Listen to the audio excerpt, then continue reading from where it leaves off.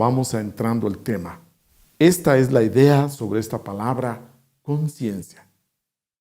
Pero la conciencia también tiene otra función un poquito más profunda, que la conciencia es la capacidad muy particular de aprehensión de conocimiento interior, independientemente de toda actividad mental.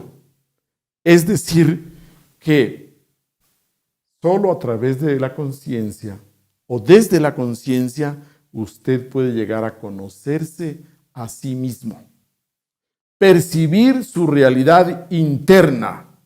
Ahora estamos hablando de lo interno.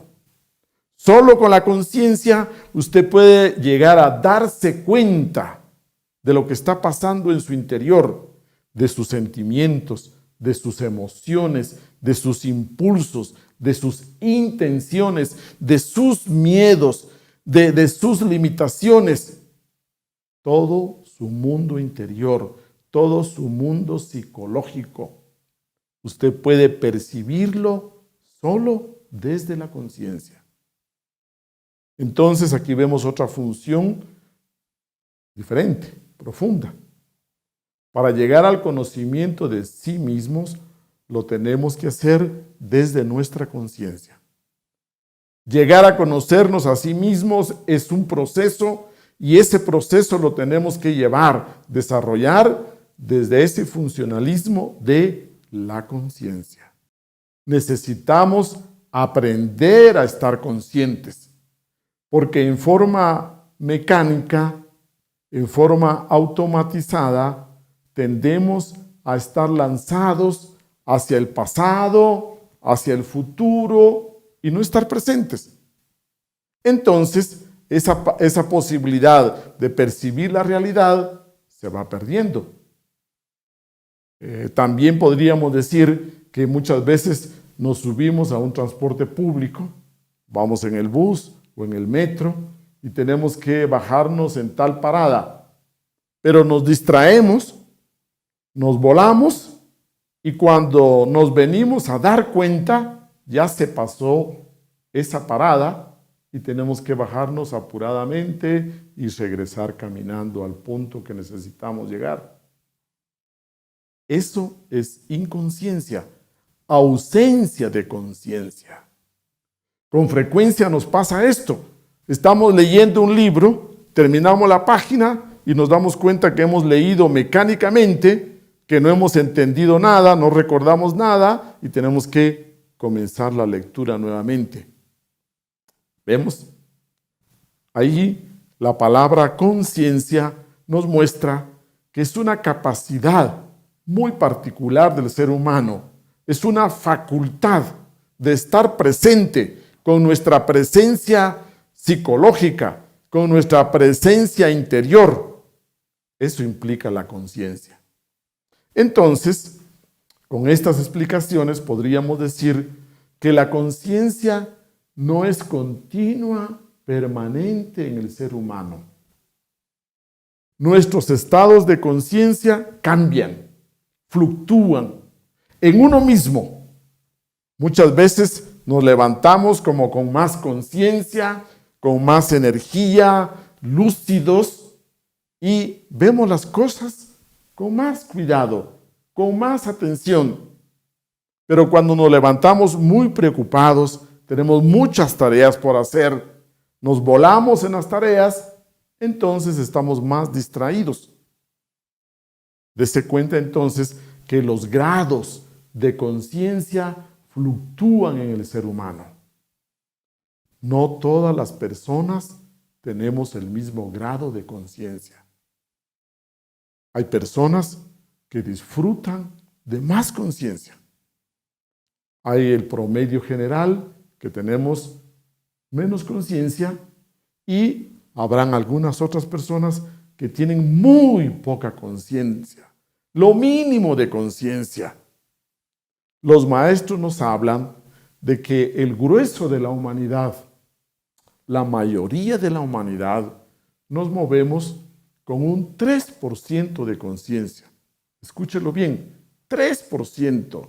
O siendo muy optimista, 4, y los más optimistas y generosos, los maestros que hablan de un 5% de conciencia. Y de ahí para abajo, entonces encontramos que la gran mayoría de las personas viven en forma mecánica, automatizada, en modo automático. Y entonces, como consecuencia, diríamos que vivimos como zombies, como muertos vivientes. Ese es el estado general de la humanidad actualmente. Otro de los funcionalismos interesantes de la conciencia es que solo yo sé, solo yo me doy cuenta si en determinado momento estoy consciente, estoy haciendo las cosas conscientemente o no. Por afuera, aparentemente, podemos ver que los estudiantes están atentos, pero solo ellos saben si están conscientes en un momento dado. Cuando hablamos de conciencia, realmente es nuestra presencia. Decimos que donde está su conciencia, allí está usted. Entonces recuerde, físicamente podemos estar conduciendo el vehículo, pero nuestra conciencia está en otro lado, está en otro lugar. Entonces generalmente nuestra vida es mecánica, es autómata, es, diríamos nosotros, como que cuando nos levantamos, comenzamos a pensar en las tareas que tenemos que hacer. Cuando estamos en la ducha, en lugar de estar disfrutando de la agüita tibia, caliente, ya estamos preocupados del transporte con el que vamos a llegar al trabajo. Cuando estamos desayunando, ya estamos atendiendo a los clientes difíciles que me tocan este día. Cuando estamos en el trabajo, ya estoy pensando a la hora que tengo que salir al almuerzo. Cuando estoy en el almuerzo, en cambio, ya estoy pensando de lo que tengo que hacer esta noche con mi familia o con mi pareja. Eso es vivir en forma inconsciente, sin conciencia, porque no estamos con nuestra presencia, no estamos presentes en el momento, en el aquí y ahora. Decimos que tenemos 3 parámetros para comenzar a estudiar este fenómeno de la conciencia. Primeramente, podemos ver la penetración y amplitud. ¿De qué soy consciente? ¿De qué? De mis emociones, de mis sentimientos, de lo que pasa alrededor mío, de lo que vivo pensando, de las historias que me he hecho en la cabeza. ¿De qué soy consciente? Luego, el tiempo. ¿Qué tiempo permanezco consciente? Y luego, la frecuencia.